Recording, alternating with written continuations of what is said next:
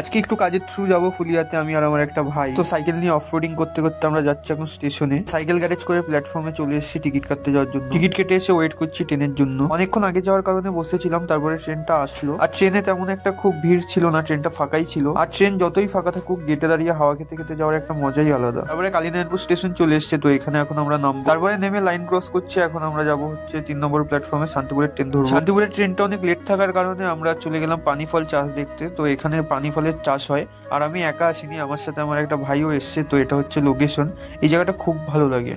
আর এদিকে কাকু পানি ফল তুলছিল হয়তো, তো কাকুরা কাজ করছে, কাকুদের ডিস্টার্ব না করে আমরা আবার প্ল্যাটফর্মে চলে যাচ্ছি, ট্রেনের টাইম হয়ে গেছে। আর এই কালীনারায়ণপুর যে জায়গাটা, এই জায়গাটা একটা আলাদাই শান্তি আছে। আর আজকে ঠিক কিছু বুঝতে পারছি না, ট্রেনটাও যেটাই আসলাম ফাঁকা ছিল, তো কালীনারায়ণপুর স্টেশনটাও ফাঁকা। ট্রেনের টাইম হয়ে যাওয়ায় স্টেশনে এসে বসলাম, কিন্তু ট্রেনটা লেট, আমি আর ভাই বসে আছি এখানে। ট্রেনে করে শান্তিপুর লাইনটায় আমি প্রথম যাচ্ছি, তো এই জায়গাটা দেখে আমার খুবই ভালো লাগছিল। তারপরে আমার যেখানে আসার ছিল ফুলিয়া, তো ফুলিয়ায় নেমে গেলাম। তারপরে স্টেশন থেকে বেরিয়ে যে ইলেকট্রনিক্স এর দোকানে আগের দিন মোটরটা দিয়েছিলাম, ওই দোকানে চলে আসলাম মোটরটা নেওয়ার জন্য।